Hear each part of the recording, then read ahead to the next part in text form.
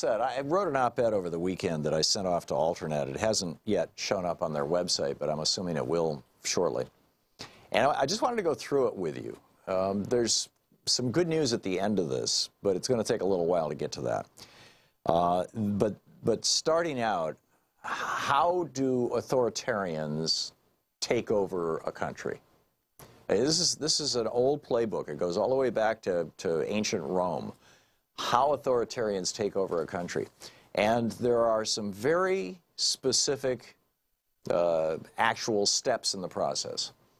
FDR in 1944, you've heard me play the clip on this show many times, he said, the opposition this year has already imported into this campaign a very interesting thing because it's foreign.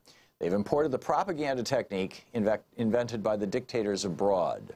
See, the first strategy for seizing and maintaining power if you're an authoritarian is to lie often and lie big. FDR says, remember a number of years ago there was a book, Mein Kampf, written by Hitler himself. The technique was all set out in Hitler's book and was copied by the aggressors of Italy and Japan. Creating that technique, you should never use a small falsehood, always a big one, for its very fantastic nature would make it more credible, if only you keep repeating it over and over and over again. Yeah, George Lakoff points this out in his book, Don't Think of an Elephant. I pointed out in my book, Cracking the Code. If you say to a little kid, don't run out in the street, in order to process that don't, they have to first process the run out in the street. They have to imagine running into the street and then kind of put a red X through it, you know. So you know, when you say don't think of an elephant, the first thing you have to think of is an elephant so that you can then not think of it.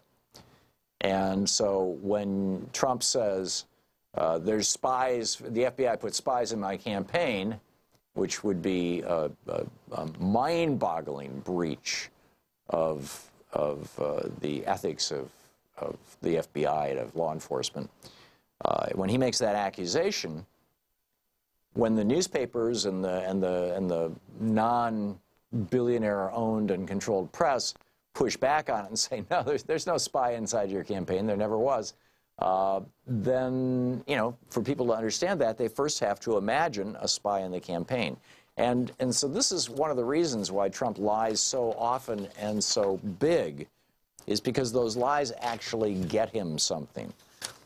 This is why 48% of Republicans believe that more than 3 million illegal immigrants voted in the 2016 election, causing Hillary Clinton to have a popular vote total greater than Donald Trump's. 48% of Republicans believe that. More than half Republicans believe that climate change is a hoax. More than 70% of Republicans believe that the Republican tax scam was a giant tax cut for the middle class. Actually, the largest middle-class tax cut in the history of the United States happened in the first year of the Obama administration. It's also why Republicans believe that tax cuts, that deregulating environmental and workplace protections leads to more jobs and more prosperity. All these things are lies. All of them have been repeated over and over and over again by Republicans, and all of them are now believed by, if not a majority, certainly a plurality of Republican voters. Lying works. Number one technique. Number two, consolidate your power while you're challenging or co-opting the institutions that might hold you accountable. Now, there's a second piece to this, and that is humiliate and then bring into your orbit people on your side. This, you know, to intimidate your own allies into submissive servility. So start out, you know, with the attacks. That judge was a Mexican. Robert Mueller is running a witch hunt. Congress doesn't have the authority to investigate Republicans, stuff like that, right? And then when Corker and McCain and Flake come out and say, you know, this president does not speak for me. In fact, he does not reflect American values. Destroy them politically. None of these guys, well, McCain is dying, sadly. I mean, he has brain cancer. But Flake and Corker have both been pushed out of the Republican Party. They cannot, these are senators. I mean, being a senator is like a major job. It pays well. There's all kinds of perks. It's a big deal.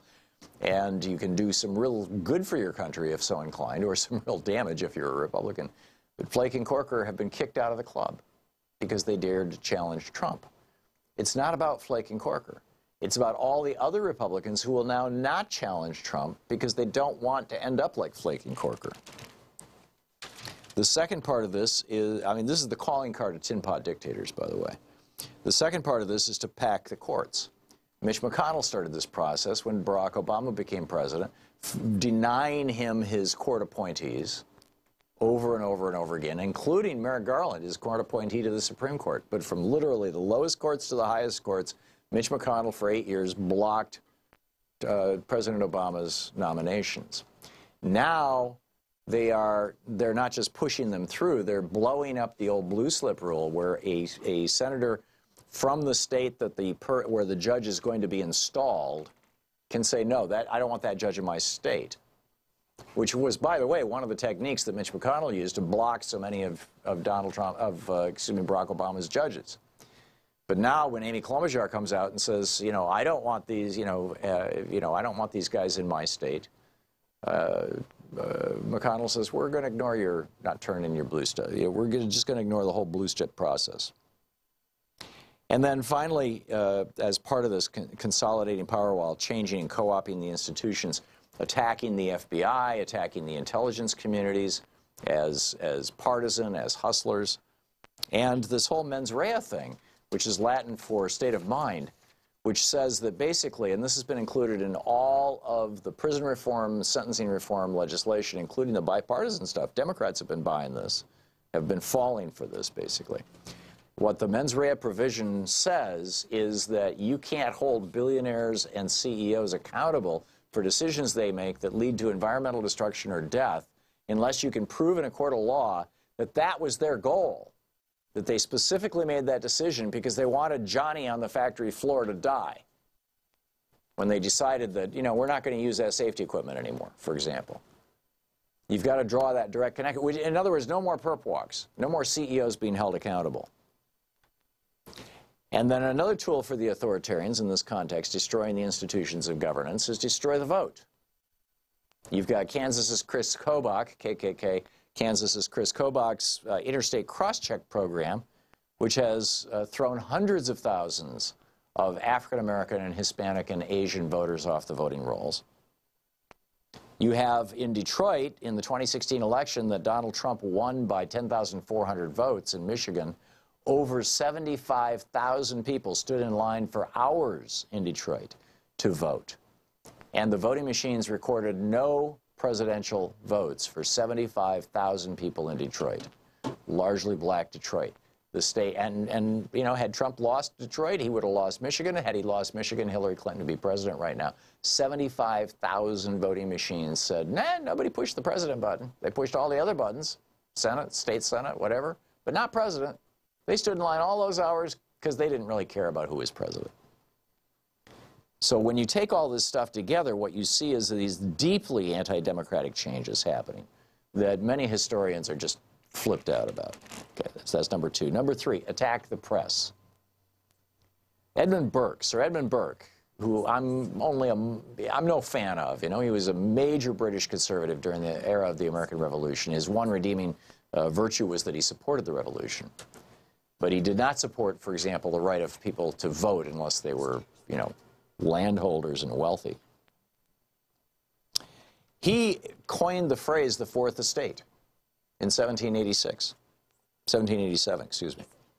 And he coined that phrase as a way of saying, you know, that, you know, you've got the first three estates of government, the legislative branch, the executive branch, the judicial branch, but there needs to be a fourth estate of governance to hold the first three accountable, and that would be a free and independent press. And every democracy since Edmund Burke coined that phrase in 1787, every democracy has included a provision protecting the free press. But when tin pot dictators take over, whether it's Duterte in the Philippines or Erdogan in Turkey or Orban in Hungary, you know, what goes? The free press. Or what gets attacked? The free press. All these guys are screaming fake news. They're following Trump. So that's number three. As I recall, I don't have these numbered. I think this is number four. Vilify protesters, minorities, and political enemies to the point of provoking violence against them. Dwight Eisenhower warned that we should not become a nation of dreadful fear and hate. Right? One of my favorite clips, great quote. It's from his farewell address in 1961, in January 1961. And he says, you know, that America should not become a nation of dreadful fear and hate. Well, that is what the Republican Party has become. And what they are fearing and hating are protesters. I write, we see it in institutionalized police violence against African Americans, on the part of our police across the United States against immigrants by ICE. We see it in excessive arrests and punishments for people protesting Trump's inauguration and speeches. We see it in new laws punishing journalists for reporting on things like factory farms and environmental abuses.